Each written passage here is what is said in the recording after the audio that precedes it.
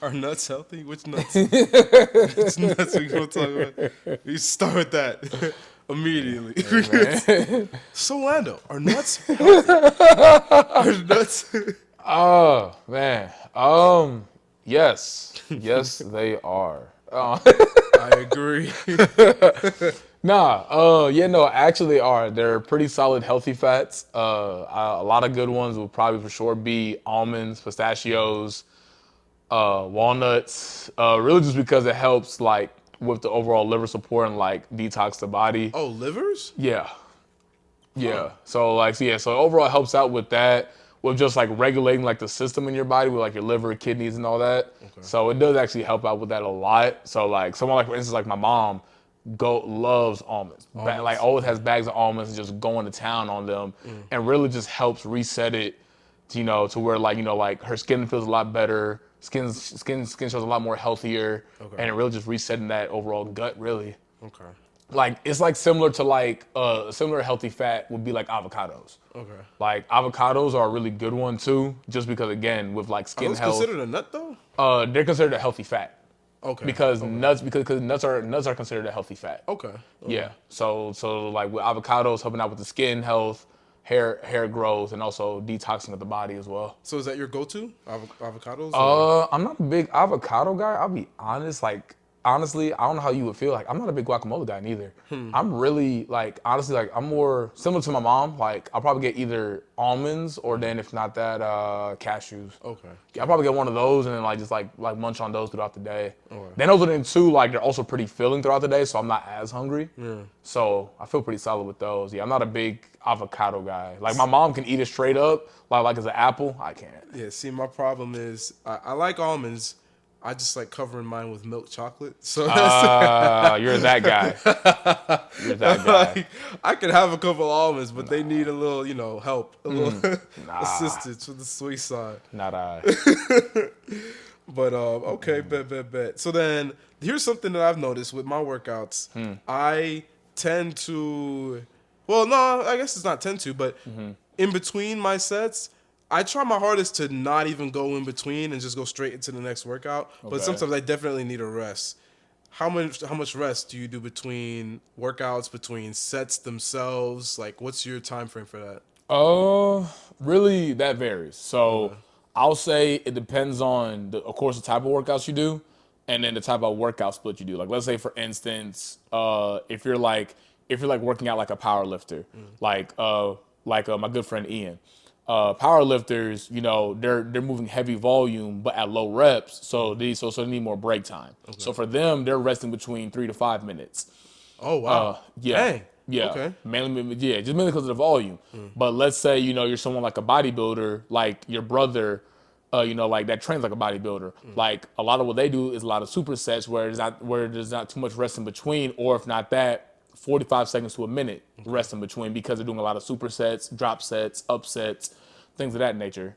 Or then also then too, like if you're training like overall like strength interval or like hypertrophy, like you're looking at probably more of between like 1 to 3 minutes rest, as far as with that. So it really just depends on how you're training as far as with everything. I mean, like if you're like someone like you that's like your standard, like going in, doing like 3 to 4 sets, 8 to 12, like 8 to 12 reps, you're probably looking at probably about, 1 to 3 minutes of rest as far as like just in between, just because again, like the kind of workout that you're doing to keep you at that certain like metabolic rate to like still burn efficiently. Okay. Oh, so it depends. It matters how long you rest for how much you burn. Yeah. Really? Mm-hmm. Okay. Yep. Okay. Fair enough. Let me. Oh wait. Oh, there you go. All right. Cool. Oh wait. Is it recording actually for real? Hold on. I thought you just clicked it like you Yeah. do. Okay. All right. I thought it was tripping. All Yeah, right. I figured you did. All right. Bet. Okay. So then. Oh snap! Oh, this is a good one. What should I tell my fitness trainer, like medicinal wise? Like, should I disclose some of my medications that I'm taking? Maybe some health. I feel like it's a good question because some things feel like they don't need to be said. It's like, okay, like I don't know, I got like an ingrown toenail or something like that. Right. But then again, it's like I guess it depends on your goals. How do you go about it with your clients? Really, Mainly asking like the fundamentals. Of course, what are you trying to achieve? How long are you trying to achieve it? Is there a certain time frame? Are you trying to achieve it because you have something coming up, like a wedding, a vacation, What are your goals, yeah, basically? Okay. overall, like a birthday coming up, honeymoon, whatever the case may be. And then, like kind of like what you brought up earlier, I do ask about, like the overall like physical aspect because I need to know what I'm walking into. Like if you're someone that has a previous back injury or like knee injury or like maybe, like you just got cleared from the hospital a month ago due to like, like something with like your legs, like it'll be good to know. So then I know how to maneuver when it comes into the gym.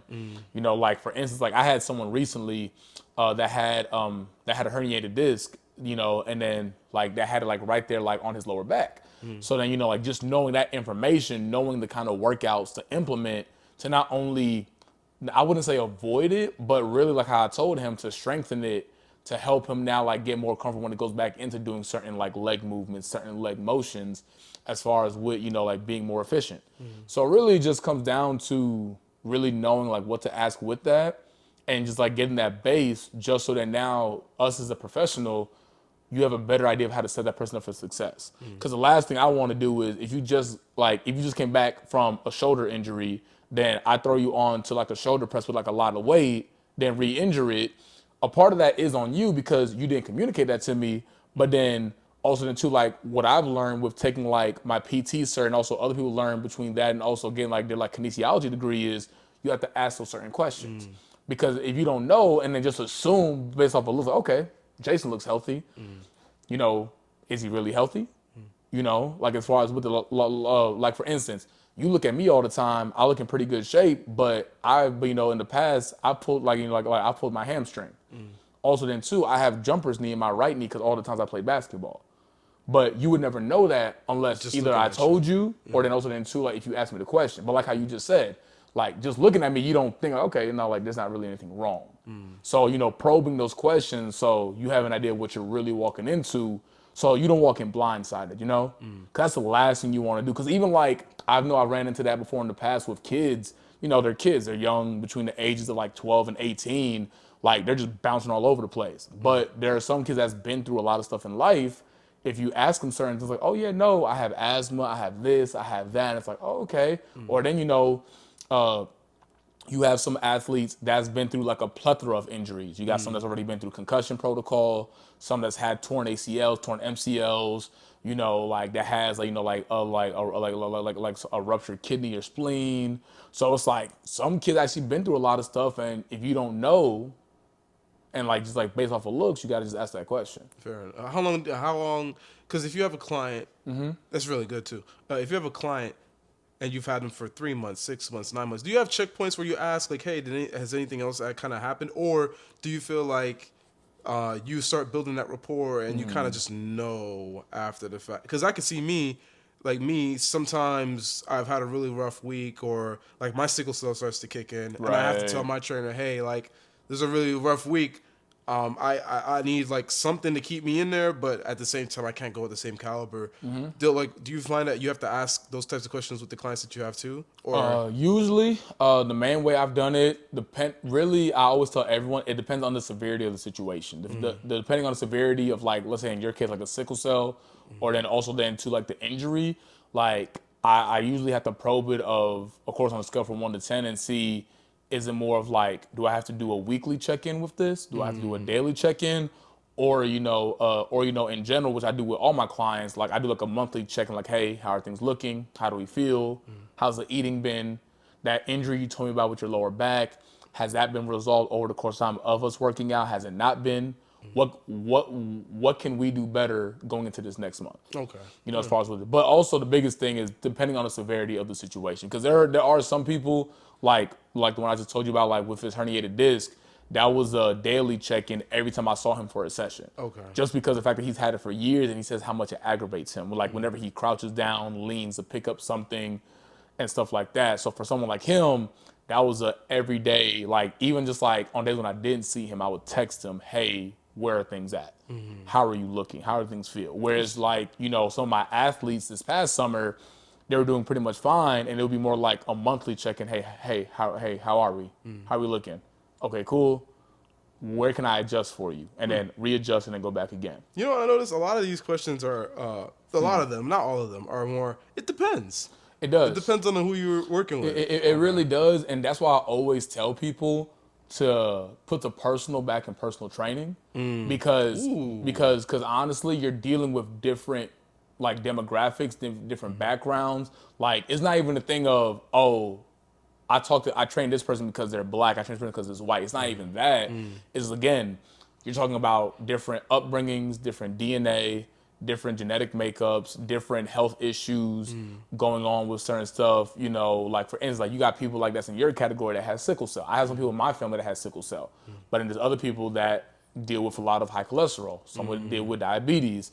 Some, you know, that deal with, you know, like certain disorders, you know, that's like been passed down. And, you know, now having to overcome that to build a proper regimen, you know? So it's just like, there is a lot of, it depends, but that's because it depends because overall, who are you talking to? Like, are you talking to someone that's like a natural athlete, that's a college athlete, high school athlete, pro athlete? Are you talking to the average person that works a 9 to 5? Are you talking to someone that works a restaurant job part-time? And then like, what's their upbringing like? What's their genetics like? What's their eating habits? Who's their influence? You know, like those certain aspects of that to where a lot of those different variables can play a part to where it becomes like how we are right now, a Q&A of just asking them those kind of questions just to see where can I navigate this journey, you know? Fair enough. And I think that's a really good point, putting the personal back in personal training. I like that. I feel like I want to find that for me too. I don't know. I don't have a name like that. Oh yeah. But all right, let me see. These are a good couple next ones. How important is nutrition? And I feel like this might go into, this might be another it depends answer. Nutrition, hands down, is one of the most important. Really, because for one, you do that every day. Like, there's not like I eat 2-3 days a week. You eat 7 days a week. And it kind of goes back into the last one that we had before. You know, I get it. We enjoy eating, especially us. We live in Texas, some great food out here.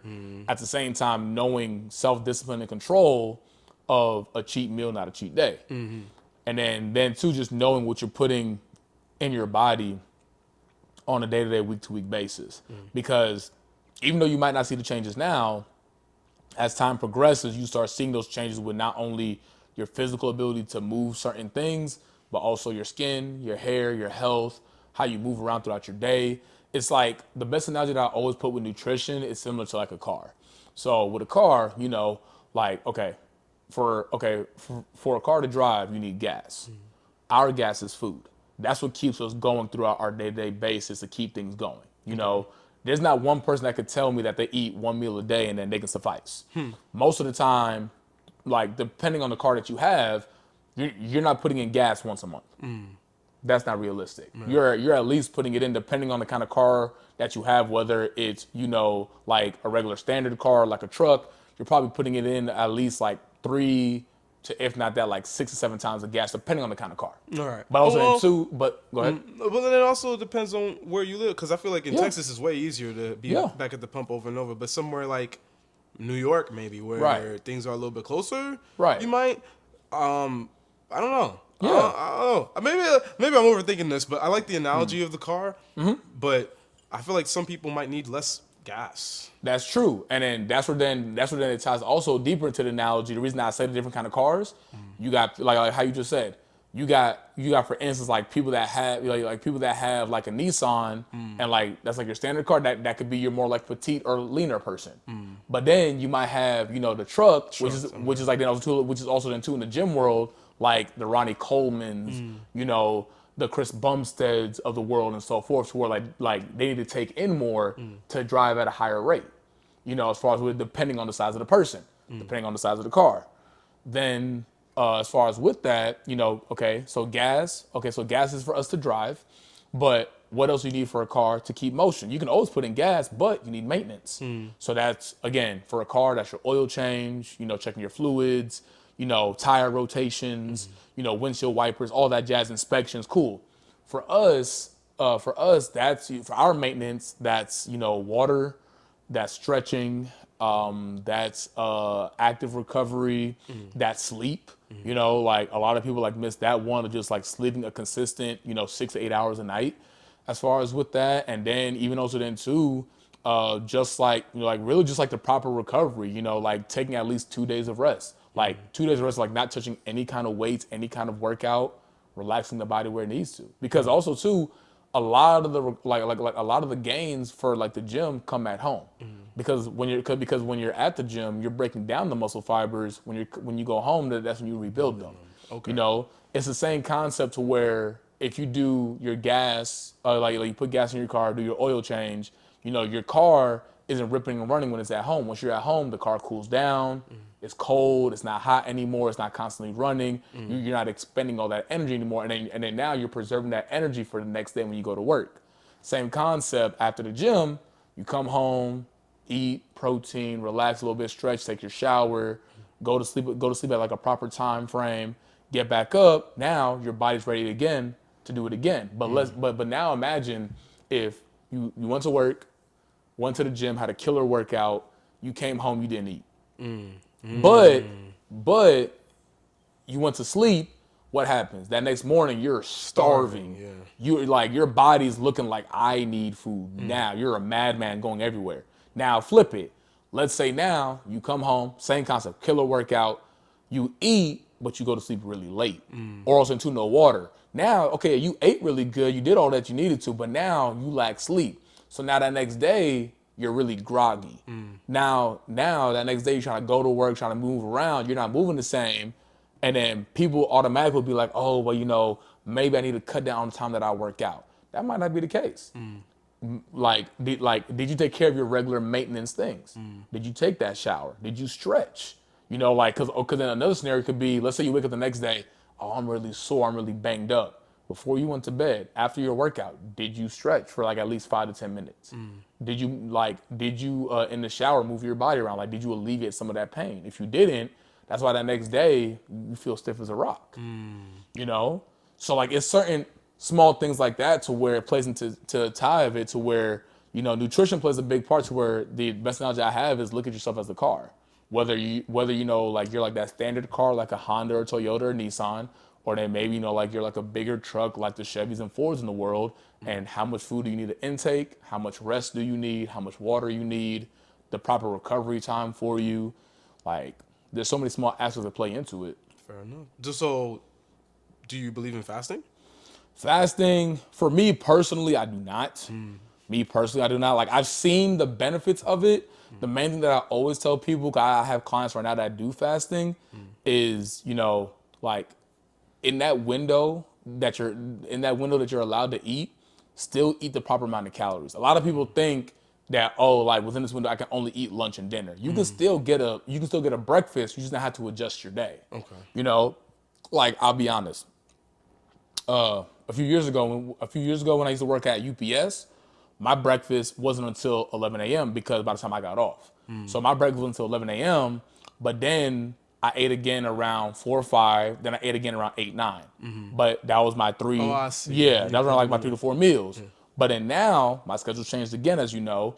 Now my first breakfast is usually 7, 8 o'clock in the morning. Then after that, then I get like a snack 12, 1. Then after that, I get a meal in the middle. Then my dinner later on. So ultimately, like you can still get the proper amount of calories. People think because they're fasting that, oh, I'm gonna cut my meals. It's not necessarily cutting your meals. It's just more so just still make sure you get in the proper amount of calories still that your body needs. As far as with everything, I'm not a big believer in fasting because a lot of people tend to like correlate that with like not eating as much, and then now like they feel really hungry, which then a lot of them turn into then binging. Like after that, like once they break that fast, they just binge and like gain all that weight back. Yeah. So it's like that's just my biggest thing with where like I'm not too much of a fan of, and then just understanding like, hey, if you are gonna fast, 'cause I know a lot of people do intermittent fasting. So a lot of them do like that time frame where they only eat between like 11 to 8. It's like cool. Let's go ahead and still get those proper amount of calories in, so then the rest of the day you don't feel like that late night snack. You gotta get that late night snack, or they're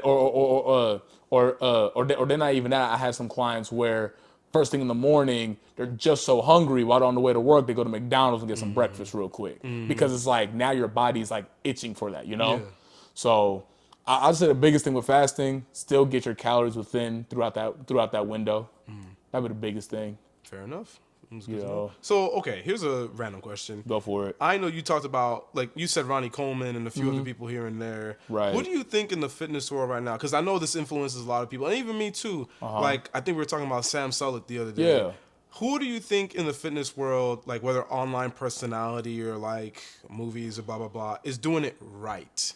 Like, who's an example that anybody, and I know everybody has different goals and stuff like that, but like, who in general can we look to be like, you know what? They're exercising, they're taking care of their body, they're doing it right. They're not doing anything too extreme. Right. So you're talking about doing it right, like truly right. Yeah, like, and I think we could take out those who are maybe on like steroids and all that stuff. 'Cause I don't think, and then we could take out those who are like hyper athletes, because like just someone who maybe I know you like Dwayne "The Rock" Johnson too. Like, who's someone? Because what's your opinion also on Sam Sulk? Like, most people look at Sam Sulk and be like, okay, I can do that type of lifestyle? Kind of a twofold. Really, with that, that's kind of a tough lifestyle because you're like, that's a different kind of dedication. Not only with the gym, but nutrition. Yeah. Like the amount of food that he puts away is pretty impressive. And that, so. How many calories does he do a day? Do you know? Last time I've seen, like, he was pushing easily over 3-4K. Okay. Easily. I don't remember the exact number, but I know he was pushing a lot. Same thing with like DwayneJohnson. Like, he was pushing out between, at some days, like 6 to 8K just eating in one day. And then his cheat meals were pushing near 9-10K. Yeah. Ridiculous. But if we're talking about like people doing it the right way, I'd probably say, of course, like, I always looked at Dwayne, but I know there's always been like questions of like if he's on something or not, because like I have seen like he'll be in one roll of a movie and be like 260. Down to that, then like Fast and Furious drop down like 245 lean and like real quick. So I know like different stipulations with that. I would consider him one just because of like he's kept a certain lifestyle. But if we're talking about like true actors with it, I would say my top three. I'll give a top three. I can't say a one. Okay. I would say Michael B. Jordan. Okay. Just because like the way to like I actually seen like how like he kept himself in shape and also his eating regimen when it came to Creed, all the Creed movies that he's done with that, and also to Black Panther, pretty phenomenal. Michael B. Jordan. I forgot his name. Person that plays Captain America. Chris Evans? Yeah, Chris Evans. Okay. Yeah, no. Chris Evans from Winter Soldier to even the last Avengers, like how he could like maintain that certain frame. Okay. As far as with that, Chris Evans has a pretty good, style with that. And then also too, his last name Momoa from Aquaman. Jason Momoa. Yeah, Jason Momoa. Yeah, I would say those three from my perspective. Like honestly, those three mainly because like they're like I love Dwayne, but like how I said, there was a lot of those questions of like how quickly he jumped and dropped weight. He looks great, but then of course, and it was always in the conversation of how he looked in the WWE to now. And it's like WWE was his true natural body, but in the way he looks now, especially him pushing especially him pushing like 50, 60 years old, it's like one that looks great, but it's like, it raises a lot of question marks, But really looking at like the main, like not only building that muscle, but like maintaining it. I would say those three: Michael B. Jordan through all the creeds, then also Black Panther. Like he always had like a pretty solid athletic build, and it's like too, like you could tell like he could really like he really molded for that role, like he looked like a true boxer, really lean, really cut, but still pretty chiseled everywhere else where he needed to be. Like you remember like with the first Creed, every girl going crazy, took his shirt off, like oh my gosh, or no, a Black Panther. He took his shirt off and everyone was going insane. Or even too Captain America from like when he started years ago with Winter Soldier and now like just like keeping that kind of like frame of body, and then also too all the fighting scenes like staying that kind of shape is pretty impressive. I would say him for sure because he was always I remember for a little bit of time frame he was always looked at as like besides like DwayneJohnson, him and like Thor were like the main two always looked at as like the ideal like physiques. Yeah, Chris Hemsworth. Yeah, Chris Hemsworth. And I know he's very into fitness and stuff. I think he has an app or yeah, something. he does. Yeah. Yeah, he has a whole training app and everything. So like those two and like Dwayne Johnson were always like the main three for like a good time frame. I think when we were in college, like the main people to like that's the ideal physique. Okay. If you What wanna about be- for females? Do you have any for female? Females, I would have to say, who was it? It just slipped my mind. Females, I know at one point Simone Biles was one because of like her overall Olympic build. Who was it as well? I know right now for females, and then most of the females would probably attest to this with me. She's on Instagram right now. Her name is Cranon. Okay. She's a power lifter, and then she's actually in the Houston area. Okay. And then her physique, like she's that true testament of like if you lift heavy, you're not gonna be bulky. And then two, like her boyfriend Swole Ricketts on Instagram, like he does all those bodybuilding shows. Okay. And then like him, like he's the ideal physique that most men want to be, pretty decent size, 6-pack, can lift pretty good. But I would say like for the women industry right now, from what I've seen, I would say Cranon. Cause most girls, like every time I ask them like who would be like the ideal person that they want to look like, if it's not her, a lot of girls bring up Ashanti. A lot of girls bring up Beyonce. A lot of girls bring up Jhené Aiko, like more like that slimmer build. Yeah. Some girls bring up Megan Good. And then there was one more, Sierra. Oh, see. Yeah. Yeah. Yeah. Yeah, Okay. yeah, like those are the main ones. But the main one that I see catching a lot of wind right now is Cranon. Okay. Like mainly because, like I said, like she's shown that like you can lift heavy and still look like a woman. Yeah. I know that the internet personalities have a lot of influence on people, just not outside of just working out, just in general too. Yep. So I know you hear a lot more from your clients, like, oh, look at this person, and like, Yep. let's show you. It's like, what are they doing? Like, That's been the main thing. But I think because too, like since she's like in Houston, everyone's like, oh, look at Cranon, look at Cranon, look at Cranon. I never even heard of her. So. Yeah, no, she works out at Alphaland. Oh, Yeah. So you know with that, like that exposure. Yeah. But also then too, like she just finished doing a powerlifting competition, and then they already like same with how they nominated Dwayne Johnson like the sexiest man alive. They nominated her the strongest woman in the world. Oh wow. Huh. Yeah. Dang. But then In the world? Yeah. Wow. Golly. Yeah. Okay. But then to what? But yeah, no, but the thing is, like I said, like it gives women now a new inspiration. Like, okay, I can lift and not look bulky. Because you know how like last time, like we had that kind of conversation, and most women be like, oh, if I lift, will I look like you? She's now that image of you won't look like me. Right. Now, how does genetics play? Because I know everybody's shaped differently, and I still don't know much about it. But there's the ectomorph, the endomorph, And the all the little, mesomorph. and yeah, all those morphs. Can everyone aspire to have that same type of shape though? Is that realistic? Yes. So I will say because of this. Like I understand. Like here's the thing: we can't control what we get born with. We can't control that. Whatever we get is whatever we get. At the same time, too, there's always room for change, and especially when you talk about ecto, meso, and like endomorph. Like for instance, like endomorph is usually more like the heavier person that has a slower metabolism. Like as far as with everything. At the same time, metabolism is not genetically implemented in you. Like it may be like a base where like, okay, someone like my father that's very athletic back in the day, I started with that. I could still become an endomorph if I don't take care of my body properly. Okay. Same thing how like an endomorph, if they start building a proper routine and regimen, they can get to a certain metabolic rate to get a faster metabolism. Okay. You'll hear a lot of people say, like most of my family has like a slow metabolism, so I have a slow metabolism. Like I love her, but my mom will say that a lot of the times. My mom will say her side of the family has slow metabolism, my dad has a fast one. At the same time too, like granted, okay, yeah, you started with this, you still have room for improvement to switch that. Sending how like with my dad. My dad had a fast metabolism because he was in sports and doing that, but now he's not in sports, he's not doing as much physical activity. So a lot of that has slowed down to make him more of an endomorph. So the biggest thing is you are born with a lot of different things, like with your DNA and genetics. At the same time, the biggest one that you can always improve is the metabolism to switch one of those three. Okay. Same thing, even like for instance with same thing even like for instance with like a ectomorph. Ectomorph is more like a thinner build, really fast metabolism, you know, like pretty frail, things of that nature. And then like not too crazy like a muscular build.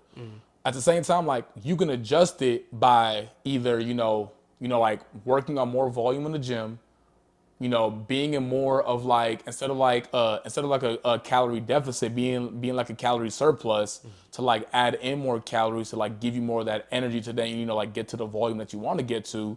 So like there's more than one way to get there, and it's ending with like mesomorph. Mesomorph is like the middle, like more of the middle one, to where like kind of similar to like most athletes are like in that middle ground of like muscular build, fast metabolism, as far as everything. And it's like they're not too big, but they're not too small neither. But it's just really comes down to, again, how you overall take care of your body throughout the time frame. And yeah, you might come from a family where the majority might have a slower, fast metabolism. At the same time, it comes down to what do you do to carry that on, if you want to carry that on, or also then to adjust it. Okay. I had the conversation with my mom all the time of like, she'll tell me she has a slower metabolism.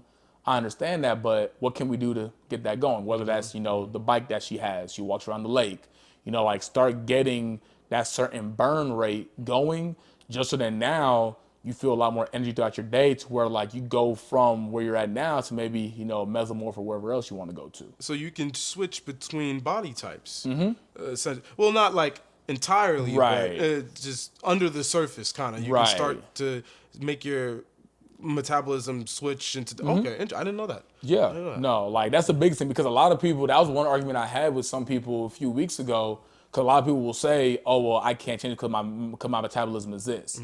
You can't change certain genetic makeup of, like, for instance, like, for instance, like most of my family has a background of diabetes and cholesterol. I can't change that. Like that's already like in the family.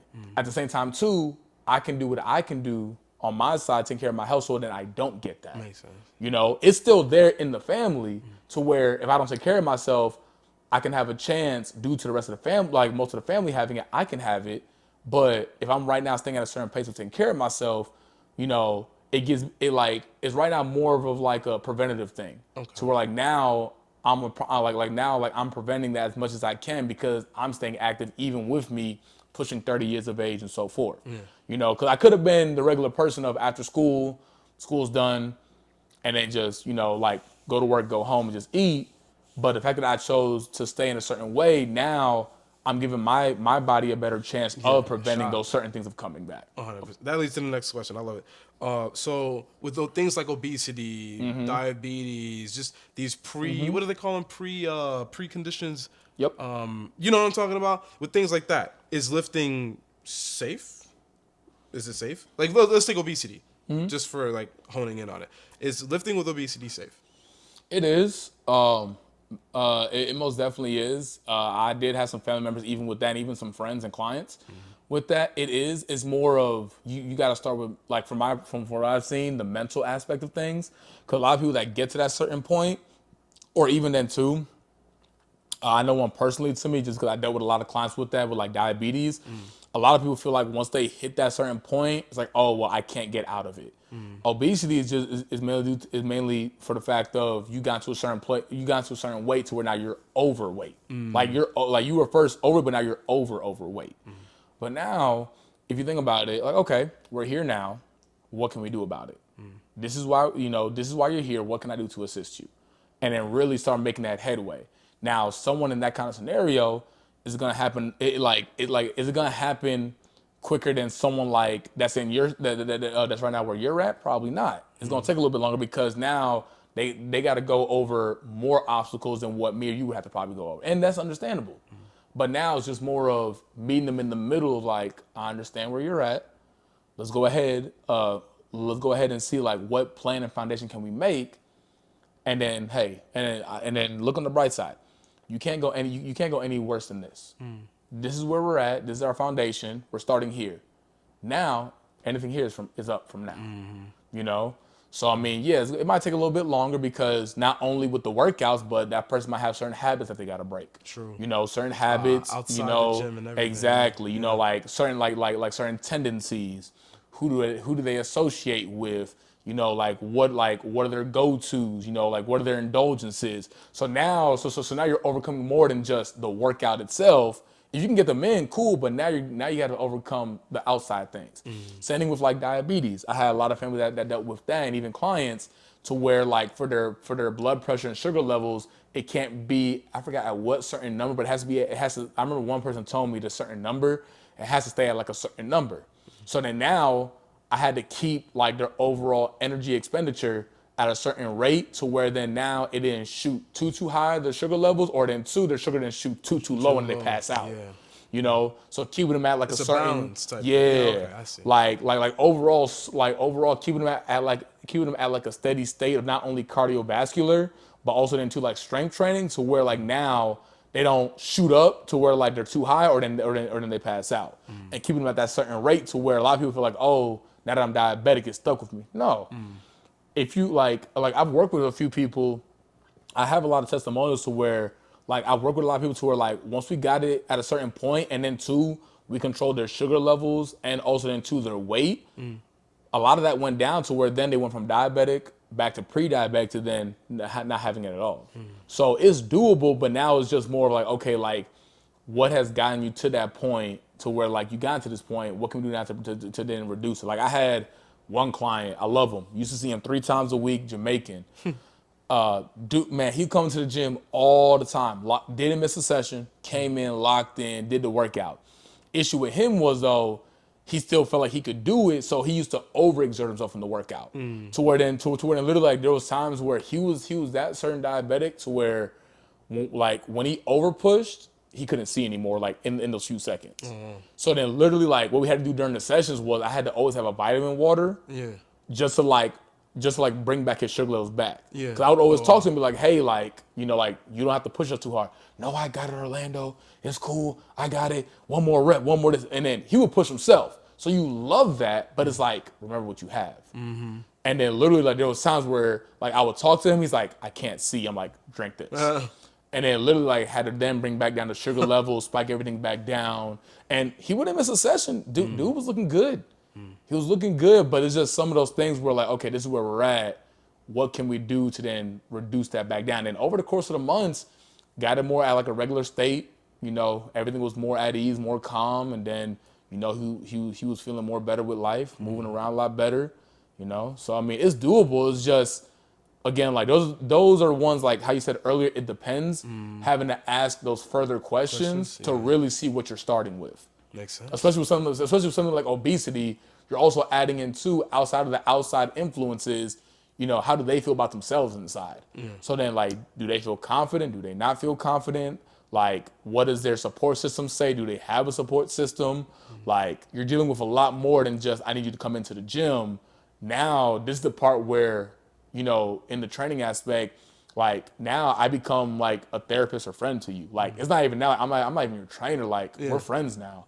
You know, like, I'm a part of your lifestyle now. You know, I get like now I've taken an investment not only in your health, but your lifestyle. To like, hey, this is what we're going to do for this reason. Makes sense. You know? Makes sense. Okay. 8:21. All right. I'm going to throw you a curveball question, and I guess we can save, or I don't know how much time how long do you want to go? I mean, you could throw me 1 or 2 more. Yeah, all right, bet. I have an interesting question. I was thinking about this over the week. Like, I saw a TV show where there's someone that's overweight, and they get paired up with, you know, a trainer that's in good shape. The idea of the show is the trainer, like a lot of people have questioned, do trainers really even know what it's like to be fat, like basically, or overweight? And so the trainer has to stop training and basically eat and just work their way up to the weight that of the person they're getting ready to train, and then train back down to that weight. Like, their goal is to go back down in weight together. Would you do something like that? And if you did, how would you approach that type of thing. And considering everything that we said, right? Everybody has their own. Right. Like factoring all of that in, how would you personally do that? Would you even do something like that? I mean, I wouldn't be opposed to it only because before I got in the shape that I'm at now, in the shape that I'm in now, back when I used to live in New York, I used to be chubby. I used to be a little overweight to the point to where I was almost pre-diabetic whenever I was in 7th grade. So, like, I wouldn't walk into the unknown of not knowing what it would be like. Would I do it? I would try it because again, like I've been there before a little bit, not to the point where I was overweight, but like overweight, but like I would attempt it, you know, see where that person's at. It probably shoot me in the foot with clothes and changing all that. That'd be a big thing for sure. Yeah, true. And then the approach that I'll probably do with it, really, I would probably, as quickly as I can, I mean, in the next 3-4 months, I'll probably go to the gym 5 days a week, take 2 days off, and then out of those 5 days, 3 of those days after the gym, doing cardio. So like the 5 days of strength training, the other 3 of the days after doing strength training of some sort, cardio of some sort. And then really then I think the biggest part that'd be tough because now I would say the eating. Because then now it'd be more of like having to go back into like that strict eating. Well, not strict, but like more disciplined eating. And then not being so influenced to doing those certain like things. Because I remember even back in the day when I was very chubby and I was pre-diabetic, man, you put pecan pie in front of me. you put any kind of cookies and cream ice cream in front of me. And it's then over. And then literally I was the kind of kid I would put pecan pie in the microwave for 15 seconds, put the microwave on top. Oh yeah. Do that. I had a thing for Skittles back in the day. Like I was thinking, like when you said that, I'm thinking like, man, what was my indulgences I was heavy on? It was those two, Skittles. Man, I can tear through a bag of Skittles like casual.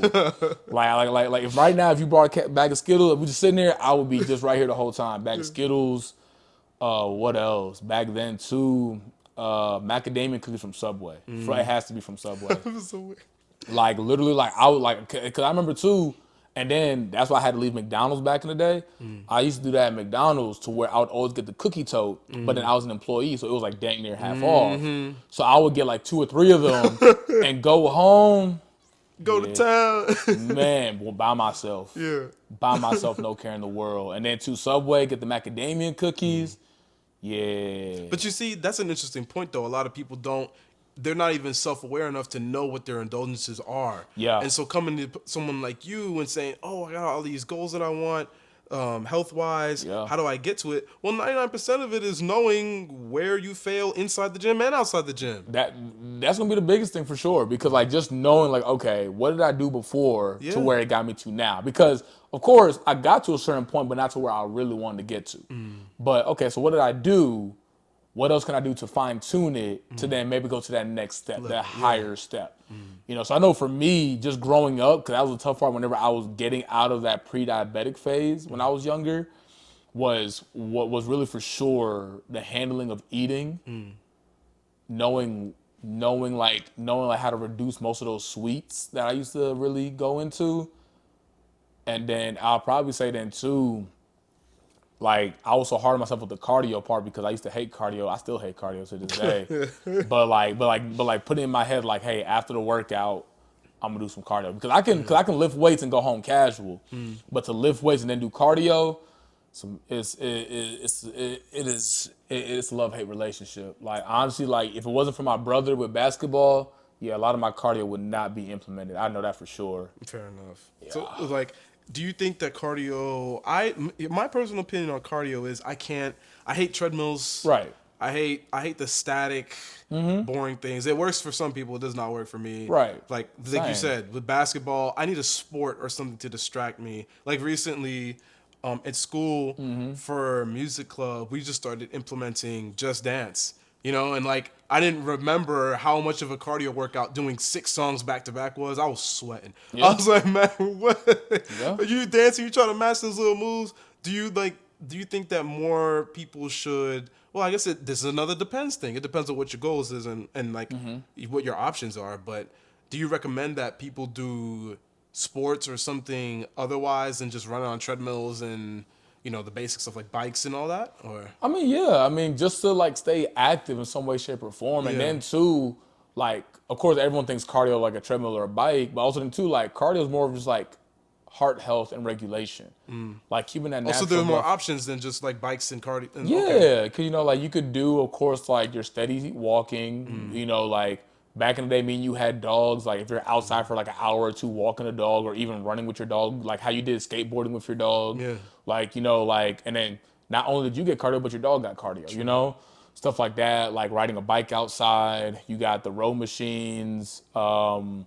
My mom right now uses a Peloton at home. She uses that.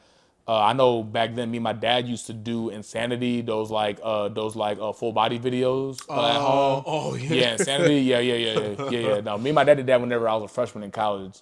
We did that. And then too, like another kind of thing, my mom did. My mom and my cousin, they did whenever we first came down here.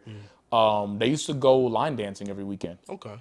But then too, they were fatigued and tired because you're all night line dancing. Yeah, it's intense. Like they had a whole group for it, went to a location and just line dance. So like there's that. Like there's just so many ways of doing it. Because even like before, me and my mom, we signed up for a tennis club one time. We did tennis together. Like there's so many different ways to like just to keep the heart at a steady pace. Because like how the old folks say, if you don't use it, you lose it. If you don't use it, you lose it. Yeah. So with that, just keeping the regulation of blood flow, because again, as you're producing more, the oxygen, starts to intake a lot more in there to where you get to, like stay healthier for a longer rate. So like there's more than one way. There's not one set way. Like my favorite one always back then was always walking or running with the dog, because for one, I had no choice but to go outside because I had to take him outside. I'm like, okay, well, might as well. Might as well. Yeah, let me might as well allocate the time to work with him, run with him, do all that to where he got his workout in, I got my workout in, went about my day. Or then now on weekends play basketball with my brother to where it keeps me moving, to where, not only besides heart health, but then my joints feel a lot better, my hips feel a lot better, my back feel a lot better, because I'm always moving instead of always being stagnant, to where like, how like when you wake up in the morning, hear that cracking, click, clack, clack. Oh, I know it like, too well. Cause all that stagnant pressure. Whereas now if you're constantly moving, you don't feel it as much. So. Fair enough. I guess any last pieces of advice for anyone who needs it? I don't know. Main thing I would say would just be make it fun. Make it fun, make it enjoyable. I mean, a lot of people ask me like, you work out because, you work out because you love it. I don't love it. Understand I don't love it because the stronger you get, the more weight you got to put on. It's not even that. It's more of, it becomes a lifestyle. So you might as well embrace it and enjoy it for you might as well embrace that it's a lifestyle, not because you love doing this. Because a lot of people get the misconception of, I love working out. I enjoy working out. Like there are some days where I'm looking there are some days where I walk into the gym, I'm like, I don't feel like lifting weights today. But I gotta tell myself, I'm like, all right, come on, we're already here. So then that's where then keeping myself engaged with different goals, achievements, check marks, stuff like that, and just, it becomes a lifestyle. Make it a game. Almost. Yeah, like you gotta make it a game, so we're like, okay, what's the next checkpoint? What's the next checkpoint? What's the next level?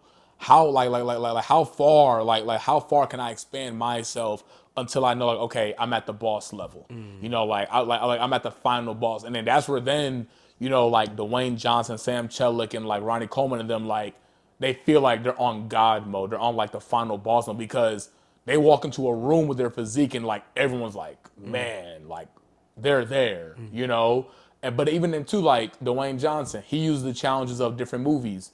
Like Fast and Furious, he looks this way. But then Rampage, he looked this way. But in WWE, he looked this way. So he makes it a game himself of like, okay, what am I preparing for next for my lifestyle? How do I need to prepare and look for it? And then I set it up that way. Or then too, Sam Sulk, like how he does like with his weightlifting.